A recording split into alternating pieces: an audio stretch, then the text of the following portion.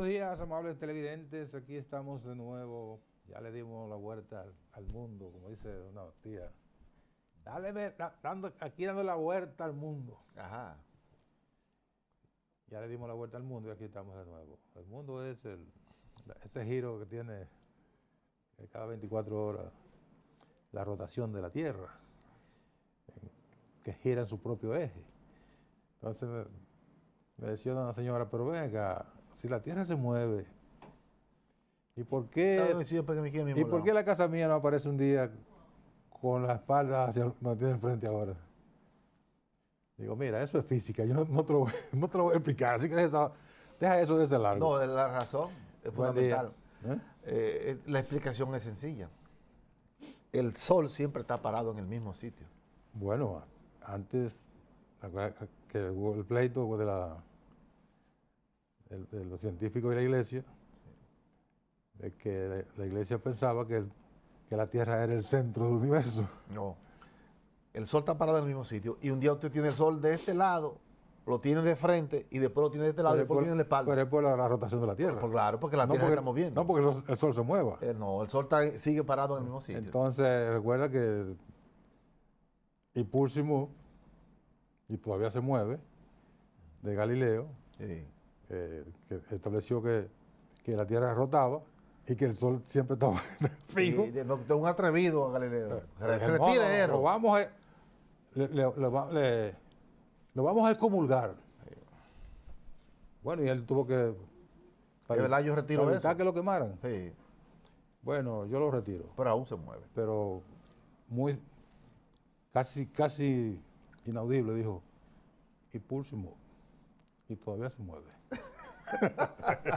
Y después todo el mundo todos los científicos establecieron que Galileo tenía razón. Sí.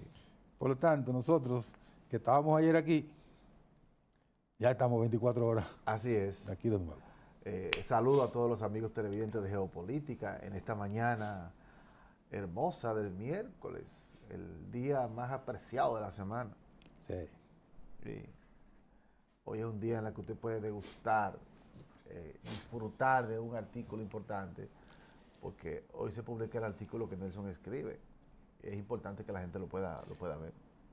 El artículo de mí, mira, ese artículo, a mí, yo escribo muchas tonterías a veces. Ajá. Lo que se te ocurre, ¿verdad? Necesariamente. Sí, pero tengo acierto, el artículo de hoy es un acierto. Según tú. Pero deja que los catadores lo digan. Es que tú entiendes cuando escribes algo bien. Así. Naturalmente. Totalmente. Naturalmente es un tema que es muy polémico porque es un tema político. Y se llama la oposición y el sesgo de confirmación. El sesgo de confirmación es una teoría de un científico psicólogo inglés que estableció que la persona tendemos todos, ¿verdad? Ajá. El ser humano tiende a buscar que todo lo que gira alrededor de lo que tenemos preconcebido confirma nuestra creencia, ¿verdad? Sí. Ese es el sesgo de confirmación. ¿Y en qué consiste el sesgo de confirmación de esta coyuntura? Bueno, el sesgo de confirmación de la oposición es que entiende que, primero,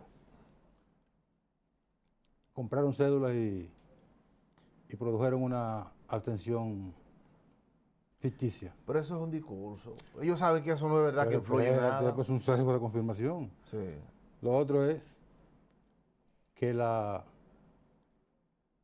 PRM ganó con el 22% de la población del universo. Ajá, y ellos con el 8%. Es un sesgo de confirmación. Ajá. Y entonces, que todo lo que hubo alrededor del desempeño de la oposición fue una manipulación. Como ellos están conscientes de que es eso, Convencidos de que es eso, Ajá. cualquier otro elemento que no vaya asociado a su creencia no tiene valor. Y cualquier elemento que a su vez trate de confirmar lo que ellos creen, eso tiene valor. Y eso se llama sesgo de confirmación. Bueno. Léanlo. Eso es difícil. Eso es difícil para ellos, porque yo creo que ellos lo que tienen confirmado es otra cosa.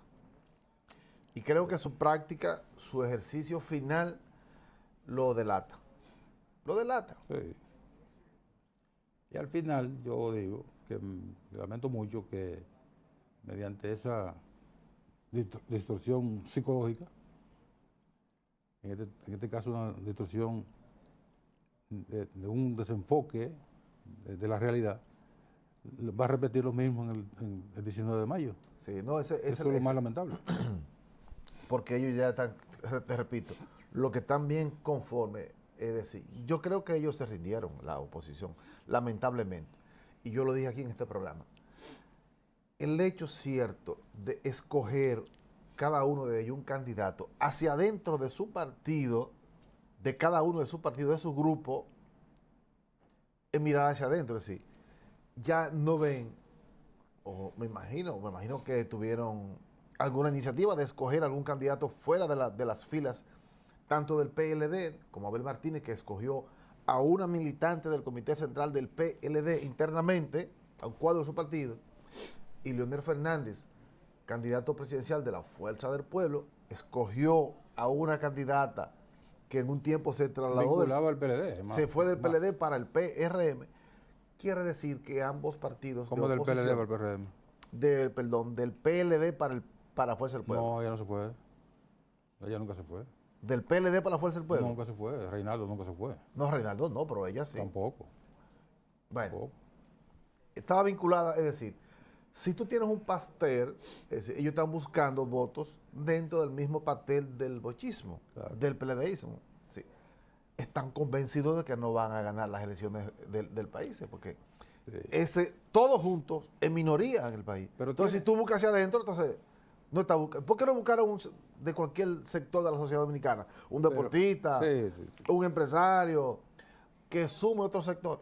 Antonio Cruz, por ejemplo. ¿Verdad que sí? Un hombre del comercio. Del comercio a nivel nacional. Sí. Si tú andas buscando cómo crecer, cómo impactar, cada uno debe buscar algo diferente. Pero eso también le da un poquito más de valor al atrevimiento mío de hoy. Ajá. Porque ¿qué llevó a la oposición a hacer todo eso que tú estás señalando? Pero más aún, a no buscar la vía de cómo orquestar un solo proyecto. ¿Qué lo llevó a eso? El convencimiento de que habrá una segunda vuelta. ¿Ah, sí? Sí. ¿Tú no sabías? Ayer me lo dijo un dirigente mío. ¿Tú no sabías que era por eso? Ayer me lo dijo, el convencimiento, pero ¿en qué? Bueno, pero... ¿Con cuáles indicadores?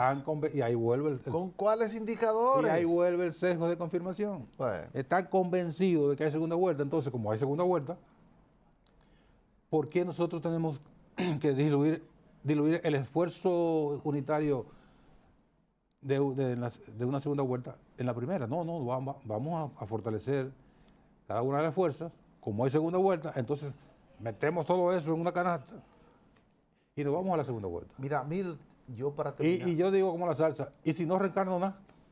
Óyeme bien. ¿Y si no hay segunda vuelta? Hay dos premisas importantes que se han debatido en el escenario dominicano, en el 2020 y ahora. Esa y otra. Y te la voy a explicar sencillo. Es una creencia falsa.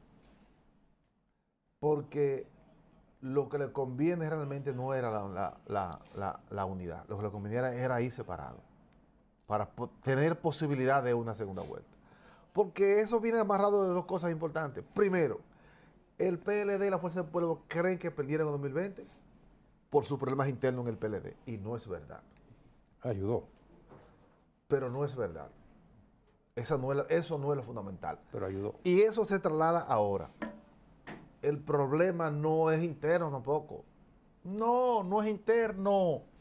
Es un problema de conexión con la sociedad. Sí. No es porque quiera o no. Fue que ese sector de la sociedad dominicana se despegó del PLD, no importa con cuál de la franja interna sea. No se va a pegar con ninguna. Por eso, en el 2020 había una determinación en el país. La oposición iba a ganar las elecciones, no importa cuál sea el candidato del otro lado. divididos o no, e igual que ahora. Ahora unido disminuía su posibilidad.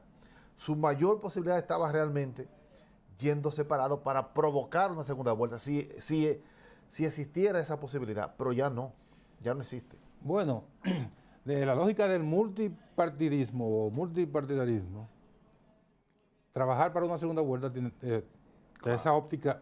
Ese era el objetivo fundamental de ello, debió ser. Es una lógica política bien fundada. Y creo que lo hemos señalado aquí, por ejemplo, en Ecuador, en Guatemala, fundamentalmente, en Perú, donde no hay partidos que valga la pena, son todos chiripas que se juntan para una sola elección. Bueno, sí.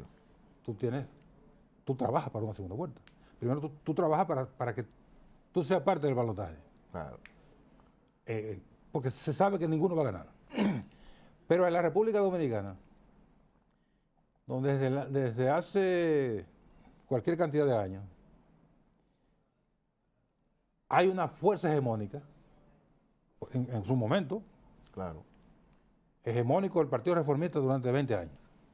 Con todas las mañas del mundo, pero tipo... Bueno, pero yo estoy hablando de un partido. Sí. Las mañas son adicionales. No, es que pasa que iban juntas ahí, las mañas. Está bien. Pero la historia no analiza las mañas. No. Resultados. Resultados. Claro. PLD. Sí. 20 años partido hegemónico.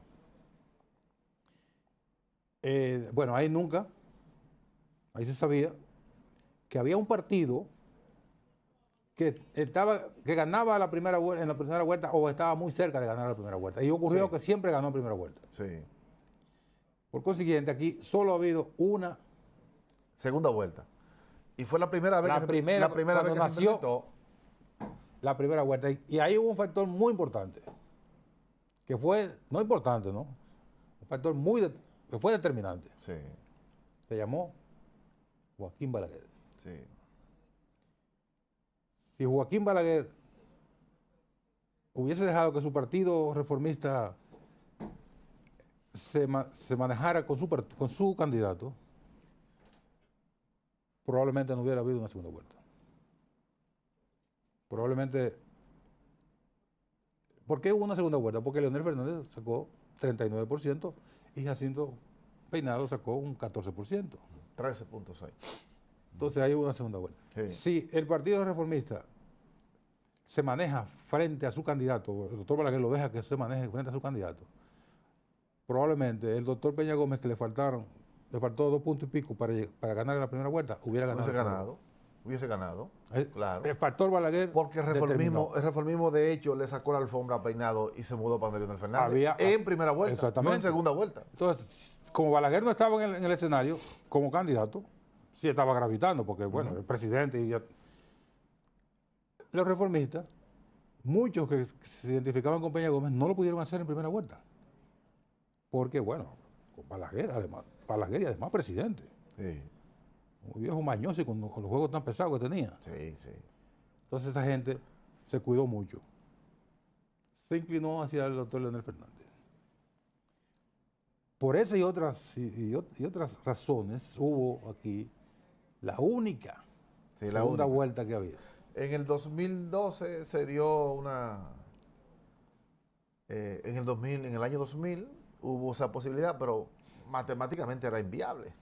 Bueno. 25 puntos de diferencia con el más cercano. Sí, le faltaban 20.000 votos a Hipólito para ganar en primera vuelta. La Constitución establecía que había que ir a segunda vuelta. Claro. Pero es que la política, yo no sé cómo gente trata la política como si fuera cualquier cosa, cuando es una ciencia tan bonita. Claro. Y que es digna para que usted se sienta a analizarla. Aquí hace cualquier cosa la gente. Pero las coyunturas son importantísimas para uno hacer esos análisis a partir de la experiencia pasada, porque estas elecciones se parecen a otras.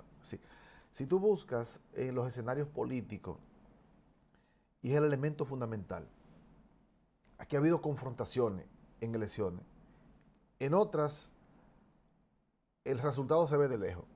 Por ejemplo, en el 2016, cuando Danilo fue candidato, todo el mundo sabía que Danilo Medina tenía todas de ganar la reelección. Todas, sí. no existía la sensación de cambio. Sin embargo, en el 2020, la población dominicana tomó una determinación que estaba por encima del interés de los partidos. Pero no estuvo perfilada desde el principio. No digamos que estuvo perfilada desde el 17. No desde el principio. Ahora, desde el 17 eso no estaba desde claro. el estudio sociopolítico, sí. Para mí que le di seguimiento a pie juntilla. Y si tú buscabas un hombre que tenía un 87%, que en el 2016 tenía un 87% de aprobación, y si tú buscas 16 en el mes bajando, hasta tener un 47% de aprobación, te da una tendencia definitiva que no tenía reversa, no tenía vuelta. No tenía vuelta esa tendencia. Sí. Y la publicaron todos los informes. ¿Sí? Sí. No, aquí la gente se busca en los números fríos, quién está arriba, quién está abajo. Sí, eso no es la lotería. Claro, eso no es lo importante. Tú tienes que ver las grandes tendencias. Y si tú buscas una tendencia que ya tienes y que no varió, que en un momento di que no cogió, di que para acá, que ahora sí, sino que es así que va, eso no tiene vuelta. Eso se llama una determinación social. Igual que se dio en el 20. Igual que hacia arriba, cuando un candidato mantiene una tendencia o mantiene una inercia arriba. O el 2012. O hay o se mantiene una tendencia a subir. No hay oscilaciones. No hay oscilaciones. Entonces, ¿qué pasa? ¿Qué ha ocurrido en este proceso? Que Luis Abinader no tiene oscilaciones. Claro, ahí voy. Doy una vueltita, ¿verdad? Y me voy al 2012. Hipólito empezó llevándole a Danilo Medina 20 puntos. Sí. Fueron provoca que el PLD se reúna y se recomponga la cosa y comenzaron. Y desde diciembre va una tendencia. Uno subiendo y otro bajando. Sí. Y después se encontraron. Y yo escribí un artículo, recuerdo, en un punto se van a encontrar y no se va a parar en el encuentro. Sí, va a seguir. Efectivamente, ganó el PLD. El 2020 no ha dado una sola variación. Ganó Leonel Fernández en la persona de Danilo. Sí. No, el 2020 no ha dado una sola variación en el proceso electoral. Sí. En ningún momento ha estado arriba la oposición, sino todo lo contrario. Sí. Viene de así a un chin, poquitico, pero bajando. El único momento en que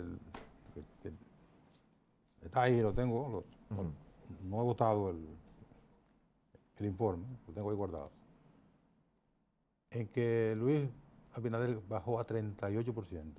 38, y Leonel subió a 32, que creó un pánico en Wall Street.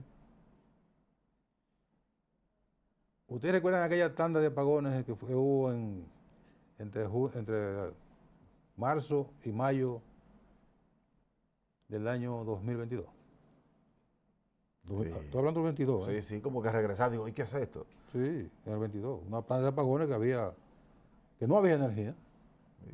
Bueno, ahí Luis se desplomó al 38%. Y Leonel subió al 32%. Ya. Pero de ahí la única oportunidad. 29, 28, 25, 22, 24. Y viene ahí la tendencia que ya ahora está. Y Luis.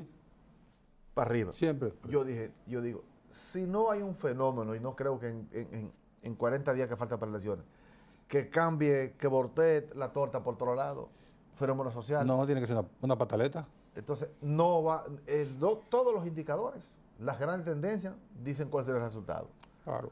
Y eso nadie me lo va a explicar a mí ya, porque eso es archiconocido. Es un resultado previsible. Claro. Vamos a la pausa y regresamos de inmediato con nuestro invitado del día de hoy, es don Antonio Cruz y Rojas, presidente del Consejo Nacional de Comerciantes y Empresarios de la República Dominicana, CONACER. Vamos a hablar con don Antonio de...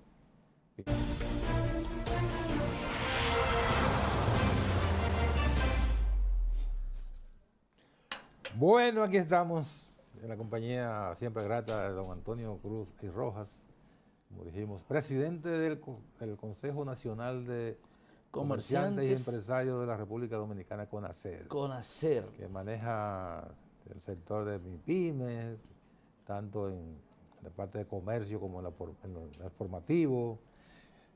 Y todo eso, don Antonio ha sido aquí, él viene aquí cuando le da la gana, me llama líder, ¿cuándo voy por el programa? Digo, cuando usted quiera. Así mismo. Sí, buenos días. Mucho placer.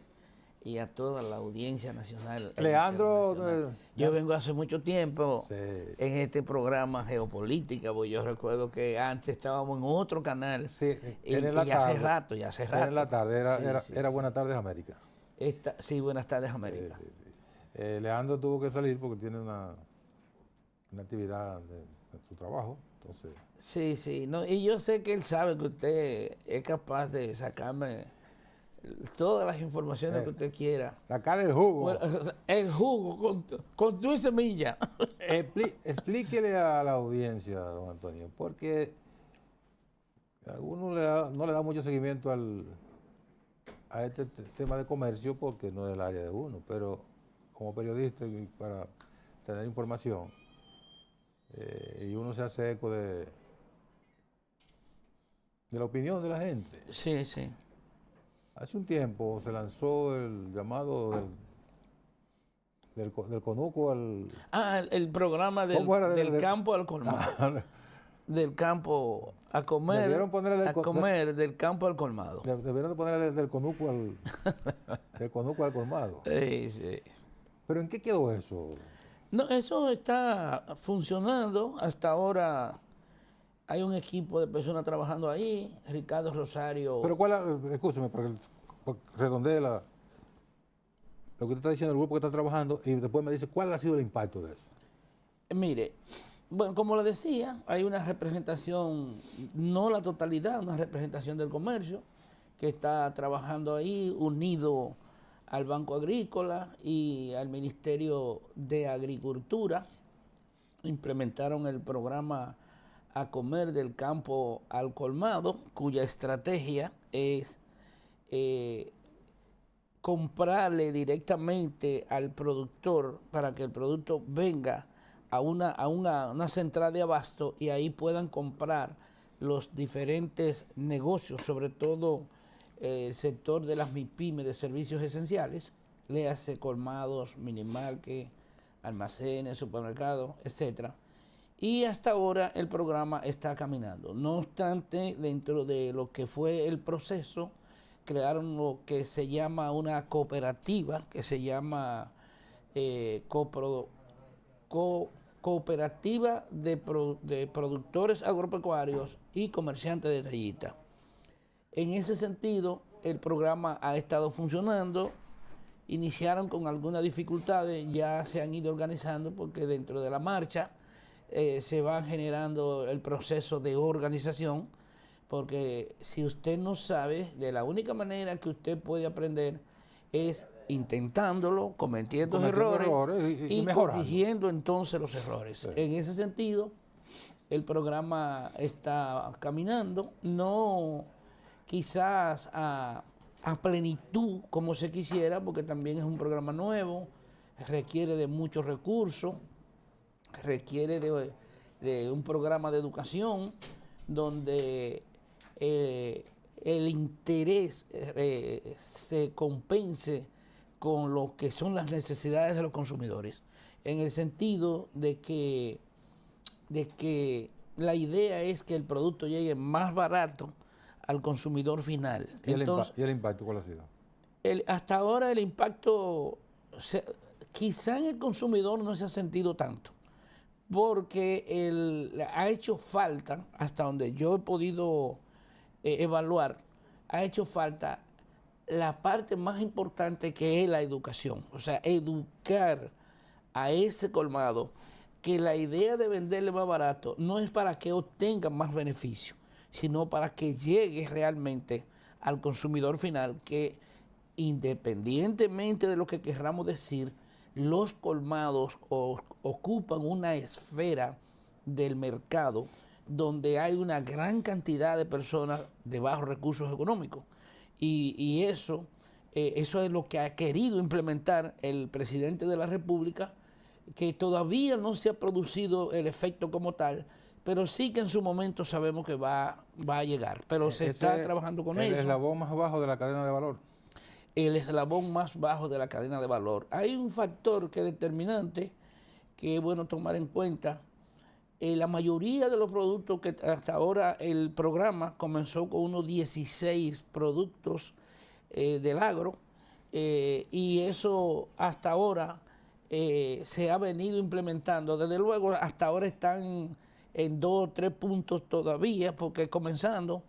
No obstante, el presidente de la República previó plasmar unos recursos del Estado para desarrollarlo a través de cooperativas, y que las asociaciones y federaciones que están dentro del programa puedan participar como cooperativa, donde se implemente el sistema de ahorros y préstamos dentro de la cooperativa para apoyar los comerciantes de ese sector. Hasta ahora eso todavía no ha generado un boom muy grande, porque primero el tiempo es corto, segundo los recursos son limitados, tercero los recursos humanos obligatoriamente hay que prepararlo, hay que organizarlo, hay que elaborar un programa de educación dirigido justamente al sector, para que el sector entienda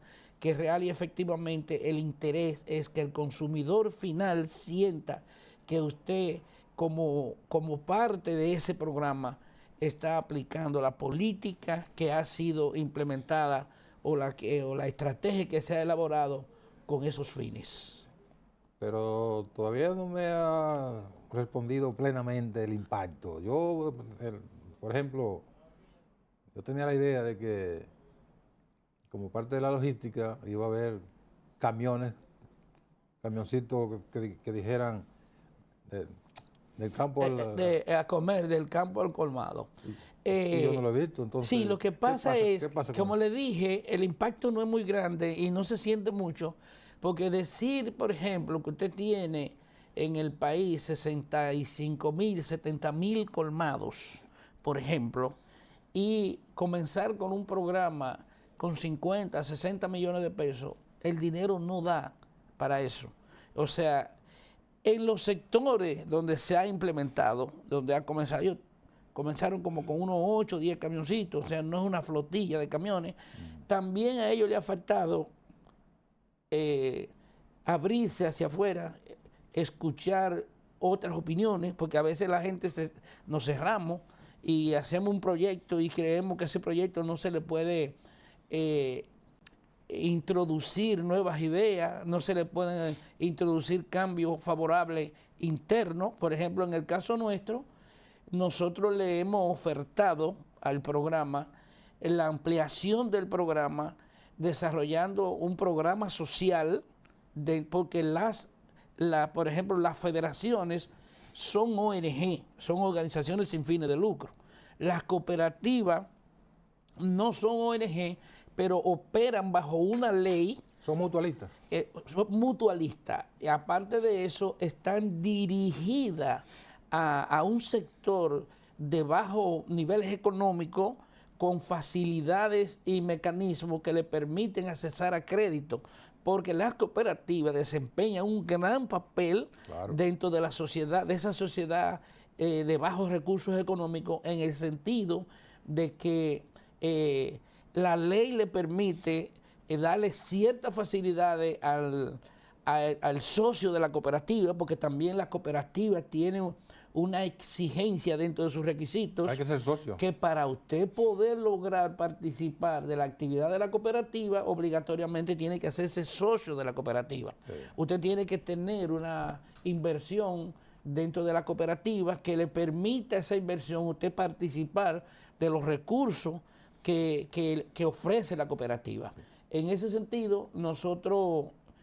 por ejemplo, si se quisiera ampliar el programa y quisieran, por ejemplo, tener un mayor desarrollo, por ejemplo, nosotros como CONACER, que somos una organización sin fines de lucro, y en mi caso, que soy especialista en manejo de ONG, yo soy abogado y manejo la ley 122-05, manejo la ley 488-08 sobre la formalización y desarrollo de las MIPYME.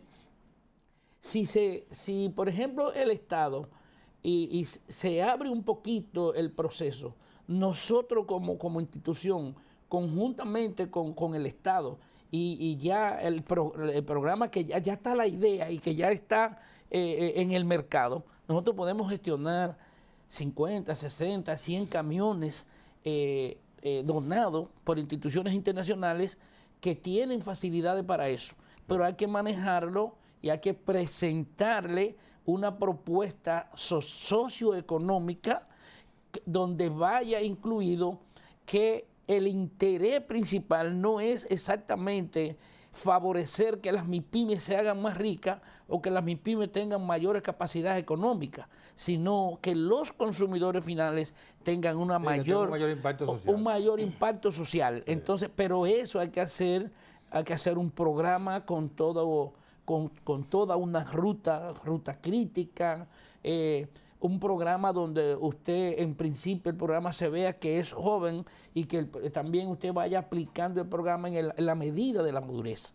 Entonces, todo eso son factores que deben y que tienen que influir para que el impacto sea mayor. O sea, yo no le he dicho, no, primero yo tengo una cosa, yo cuando voy a un programa o cuando me toca hablar en medios de comunicación, yo soy objetivo.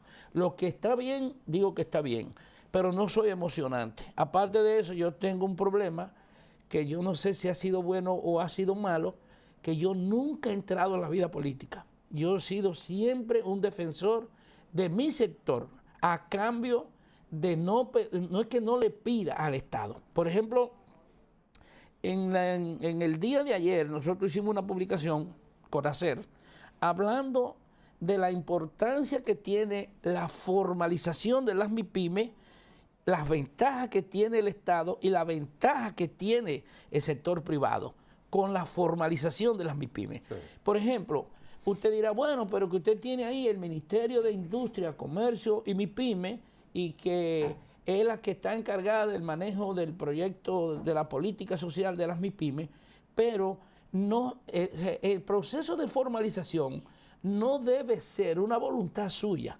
sino un programa de empuje del Estado para que el Estado pueda obligatoriamente... De captación. De captación, salir a buscar las MIPYMES. Hacer, de formalizables. Formalizables. Nosotros estamos pidiendo que, por ejemplo, se está rumorando que va a haber una reforma fiscal con la llegada del nuevo presidente. No es un rumor, eso está planteado. Perfecto. Está planteado. Pero ¿qué pasa? ¿Cuáles productos vamos a grabar?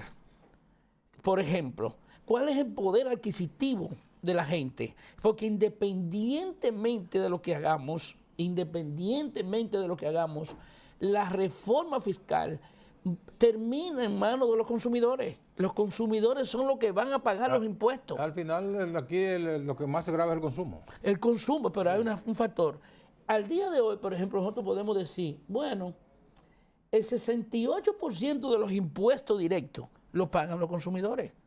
O sea, me refiero a los consumidores que están en los sectores, en los barrios más marginados, porque compran los productos con ITEVI y no lo pueden transferir. Porque es al consumo. Porque es al consumo. Entonces, hay un factor que es determinante y nosotros estamos sugiriendo que se evite el proceso de una reforma fiscal, por ejemplo, gravando más productos de consumo, de los productos de consumo del universo. ¿En qué sentido? Por ejemplo, eso va a elevar el nivel de porcentaje que paga el consumidor. O sea, si el 68% lo paga el consumidor y ahora venimos con una reforma fiscal nuevamente que va a ir a los consumidores. Cuando venimos a ver, estamos subiendo a un 75, a un 73 o a un 77% de lo que va a pagar el consumidor final, lo que todos los días aniquila más el poder adquisitivo de ese sector. Entonces nosotros decimos al presidente y al sector privado, tenemos leyes, tenemos mecanismos y tenemos recursos humanos suficientes para elaborar una estrategia donde no vayamos a una reforma fiscal y que elaboremos una estrategia a través de mecanismos de leyes que nos permiten y hacer crear una campaña de formalización gratis para las MIPYMES, Porque ¿por qué las MIPYME no se formalizan?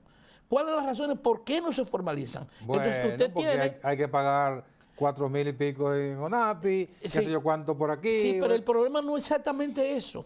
El problema es que yo tengo miedo de pagar los impuestos porque no sabe quién lo va a coger. Sí. No se sabe quién lo va a coger, no sé si me entiende. Entonces, ¿qué pasa? Que, por ejemplo, el decreto 139-98 sobre deducciones de impuestos admitido por la Dirección General de Impuestos Internos le permite al empresariado aplicar con eficiencia lo que es la responsabilidad social empresarial. Sí. Entonces, el Estado puede crear un fondo, que ese fondo sea aportado por el empresariado formal y eso se le deduce de los impuestos. O sea, cuando usted va a declarar el impuesto sobre la renta, ese decreto le permite a usted deducirse un 5% de los beneficios netos. Si usted se gana... Sí, son aportes. Es un aporte. Se ha hecho aportes. Claro, pero entonces, ¿qué va a pasar? Usted identifica cuáles son las debilidades que tienen las MIPYME, usted identifica el país en materia económica por falta de formalización de las MIPYME, económicamente está arrastrado. ¿Por qué económicamente está arrastrado? Porque usted no ha visto en los últimos años, yo no recuerdo desde cuándo, no se hace un presupuesto general de la nación donde no se complete el nivel de gasto que puede tener el país en ese periodo, que no sea con préstamos. Bueno, préstamos nacionales o préstamos internacionales. Hace años que Pero usted sabe por qué eso. Por la falta de formalización de las MIPYME. Bueno, ese es un elemento, pero cuando se reformuló la ley de presupuesto, en el año 1993, 94 por ahí, se estableció que el Estado puede, en la formulación del presupuesto, puede establecer lo que se llama el déficit fiscal. O sea, es un déficit que ya está, que ya está establecido, hasta un 3%.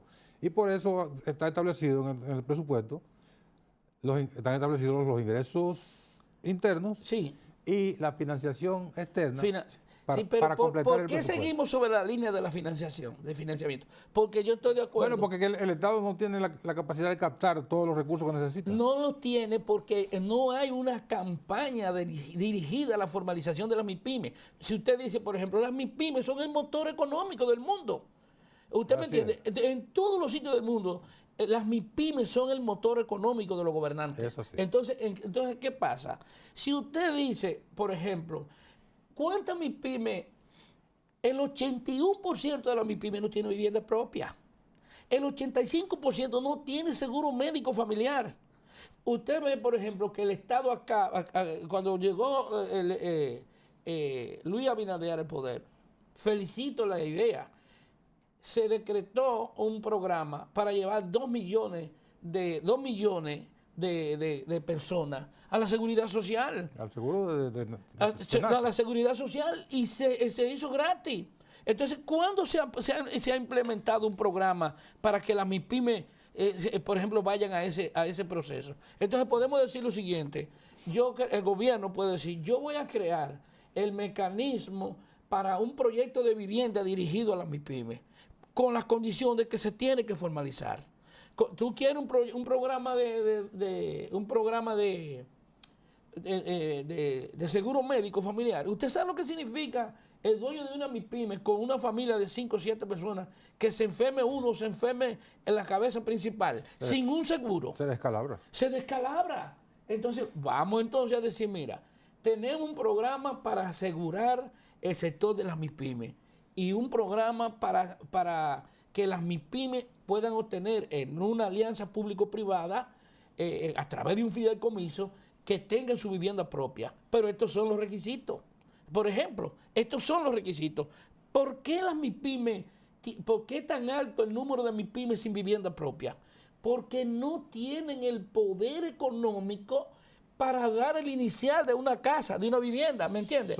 ¿Cuánto les cuesta? Son negocios de subsistencia. Negocios de subsistencia. Eso sí. Pero si tú la formalizas y le devuelves hacia atrás en servicio los impuestos que paga esa MIPYME, Un ejemplo sencillo. Por ejemplo, aquí estamos hablando de lo que es el RST, que es régimen simplificado de tributación. Régimen simplificado de tributación. Nosotros estamos proponiendo, ¿por qué no tomamos un ejemplo de lo que es el monotributo?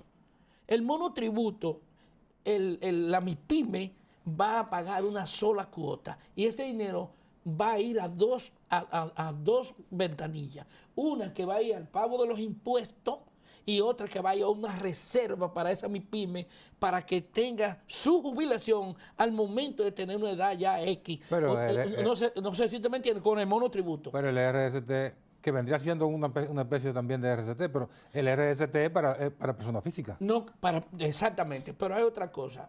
Y decimos, bueno, ¿y qué ejemplo podemos tomar de eso? El monotributo inició en Argentina. Y Argentina formalizó más de 3 millones de MIPYME. Aquí hay 1.500.000 MIPYME, por ejemplo, aquí. Y no llega al 40% de la formalización. Entonces, Entonces no existen. Si usted consiguió, ¿por qué no tomamos ejemplo? Pero también lo hizo Brasil. También lo usó Perú y también lo usó Nicaragua. Uruguay. Entonces, vamos a ver cuál ha sido el ejemplo que hemos tenido con eso y vamos a ver en qué nos sirve. Porque hay un factor que es determinante. Si usted tiene 1.500.000 MIPYME y el 40% no está formalizada, es como que usted tiene 100 alumnos en una aula, se le quemaron 80 y nada más pasaron 20. ¿Qué quiere decir eso? Que el problema no está en los estudiantes. Son los profesores. Son los profesores. ¿Sí o no? O sea, usted nunca ha visto un programa dirigido por un gobernante de turno a la formalización y a la mejoría de la MIPYME. Las MIPYME han tenido que hacer su propio camino, labrar su propio camino. O sea, luchar contra la adversidad sin tener ningún tipo de apoyo que venga directamente del Estado. Usted ve a veces, y aún así, por ejemplo, yo le pregunto a usted, independientemente, por ejemplo, podemos decir, bueno, el presidente Luis Abinader ha hecho un buen gobierno, se ha montado en el tren de la transparencia, y eso es lo que la gente está entendiendo, porque ese tren de la transparencia, frente al nivel de corrupción que se ha destapado en los gobiernos anteriores, la gente dice, prefiero seguir aquí. Y usted no es político. No, pero yo no dejo de leer y ver lo que está diciendo. ¿Sí o no? Claro. Entonces, si usted se pone a analizar eso y dice, ¿y de quién era la doctrina de la transparencia y de la honestidad? ¿Era de Juan Bosch? Por supuesto. ¿Fue Juan Bosch que implementó ese sistema? El discurso lo cogió Luis Abinader y lo está aplicando. Entonces, no es que no haya corrupción, porque si yo digo eso, quizá estoy diciendo que estoy metido en todo. No, la hay. Lo único cuando cierran el mundo. Y no solo eso, que por ejemplo, el que va a hacer algo, trata de hacerlo con mucho cuidado, porque sabe que el presidente no juega con eso. Mire, don Antonio, el tema de la formalización, que debe ser hacia dónde debe caminar toda economía, pues, tratar de ampliar lo más que pueda su base de captación de recursos, que es a través de la formalización de los negocios. Claro. Pero se ha tratado de implementar ventanilla única, o sea que no se le ha dado seguimiento. Para reducir la burocracia, pero todo eso es ese discurso. Déjeme darle este dato. Mire, el proceso de la formalización tiene que ser una campaña del Estado promoviendo la importancia de la formalización. ¿Por qué? ¿Y por qué yo digo, por ejemplo, por qué muchas MIPYME han estado formalizadas y salen de la formalización y se van a la informalidad de nuevo? Porque tienen que seguir, o sea, pagando impuestos, tienen que seguir cubriendo los mismos compromisos que si no pagaran impuestos. Por ejemplo, el problema de la energía eléctrica, que no es nuevo. Todos los días es un problema, apagón y toda la vaina, etc. Entonces yo le pregunto a usted, un colmado, un almacén, un supermercado tiene que comprar planta eléctrica, tiene que comprar inversores, ¿Para qué? Para poder mantener la cadena de frío de los productos. Tiene que comprarlo esté formalizado o no esté formalizado. Eso no tiene nada que ver con la formalización. No, escúcheme. Es porque, por ejemplo, usted sus hijos tiene que mandarle a un colegio debiendo tenerlo en una escuela pública. Un ejemplo. ¿Pero por qué? Porque lo tiene que comprar porque no hay estabilidad en la energía eléctrica. No hay obligatoriamente, no hay estabilidad en la educación a nivel público. Entonces usted tiene que tener sus hijos estudiando. Usted tiene que comprar agua. Usted no compra galones de agua todos los días o 2 o 3 veces a la semana. ¿Y por qué? Porque no tiene agua potable. Todos los días. No sé, porque no tiene agua purificada que pueda consumirla desde ahí. Todos esos factores son determinantes. Un pozo. Son determinantes. Un pozo, una cisterna, una bomba ladrona, un tinaco y botellones de agua. Entonces, yo no sé si usted me está entendiendo. Yo no estoy... No, pues, no estoy diciendo algo. Un invento. Claro que es Mi así. casa es así. Sí, un pozo, una bomba ladrona, un tinaco y botellones de agua. ¿Y eso se resuelve con qué? Con tener agua purificada. Que haya agua. El Estado cumpla su Claro, eso es así. Entonces, nosotros no estamos inventando, es la realidad. Otra cosa, usted dice, déjame hacer un inventario para ver la cantidad de MIPYME formalizadas que hay por provincia, por ejemplo. Y usted dice, bueno, por ejemplo, el Distrito Nacional, el Gran Santo Domingo, tiene un 53% de las MIPYME formalizadas. Le sigue Santiago, casi con un 14% de MIPYME formalizadas. Si usted dice que en Santiago hay 1.000, 2.000, 3.000 MIPYME, lo que hay es un 14% formalizada. ¿Cuántos colmados hay en la geografía nacional? Mire, lo de los colmados, hay varias versiones.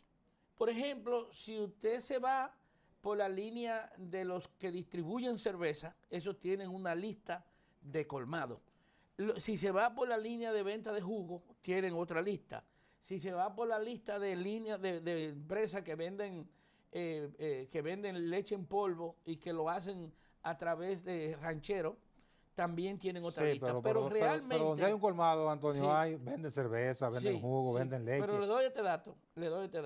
Ellos me refiero de carácter porque general. hay lugares, esa gente te dice, por ejemplo... aquí las pasteurizadoras, algunas veces tengo 54.000 clientes, por ejemplo, 54.000 clientes. Pero eso es hasta donde llegan los camiones. Pero hay puntos de los camiones no llegan, que también al colmado. Entonces podemos hablar de que hay de 78.000 a 81.000 colmados. Eso es en el país entero. Esos son empresas. Claro, esos son micro, pequeñas y medianas empresas. Claro, son empresas. Así mismo es. Pero esa empresa se formaliza. Tienen ya toda, entonces tiene que registrar empleados en la seguridad en la TSS si no le meten una multa. Sí, pero es sencillo lo que le voy a decir ahora, con lo que usted acaba de tocar. No es tan sencillo. Sí, espérese, le voy a explicar. Porque hay que hacer un trabajo para que las MIPYME entiendan que le conviene la formalización. ¿Por qué? Si usted coge los dos balances, ventaja y desventaja, las ventajas son mayores que la desventaja. Número 1, cuando usted no es formal, usted tiene limitación de clientes para suplirlo. Porque si usted no es formal, como no es formal, el que es formal no quiere trabajar con el informal. Y tampoco puede tener acceso a financiamiento formal. Tiene que estar cogiendo al 20%. Al 20% no puede aprovechar las facilidades que da el Estado. Y una serie de factores. Por ejemplo, ¿cuántas MIPYME no pudieron aprovechar en el momento de la pandemia? Cuando se crearon los tipos de mecanismos para cubrir el costo de los empleados. Fueron pocas. Muy pocas, porque realmente no estaban formalizadas. ¿Qué hizo este gobierno cuando llegó? El otro no tomó eso en cuenta. Pero ¿qué pasa? Danilo no había hecho el enlace entre el Ministerio de Trabajo y la TCS.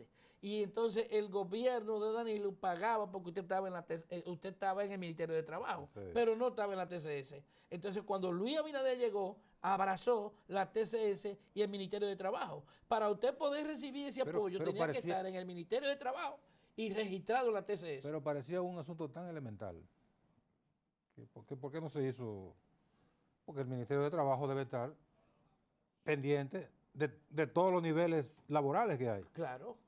Pero tengo que decirle que siempre uno comienza haciendo un proyecto y después ese proyecto va dando muestras de que hay que corregir, que hay que arreglar, que hay que mejorar, etc. Claro. Uno nunca lo sabe todo, porque una cosa es la teoría y otra cosa es la práctica. Cuando usted es así, que planifica un proyecto y lo planifica desde una oficina, no es lo mismo de lo que va a pasar cuando cae en el campo de acción, de radiación. Ahí cuando comienzan, por eso las leyes tienen, la mayoría de las leyes tienen reglamentos que se convierten en supletorias de las debilidades de la ley. Justamente. Claro, pues la ley no puede abarcar todo. Porque la ley no lo abarca todo. Porque la ley se hace, por ejemplo. De carácter general.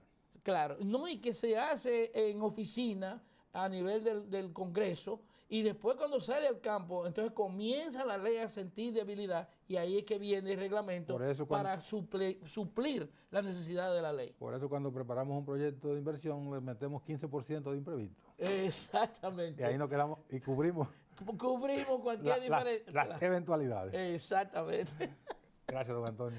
Gracias a usted por permitirme haber estado hablando con usted. Como siempre, interesante hablar con usted. Gracias. En cualquier momento volvemos. No se preocupe, yo soy suyo cuando usted quiera. Está dispuesto siempre. A ustedes gracias también por su atención. Mañana, Dios mediante, a las 8 de la mañana, de nuevo en Geopolítica.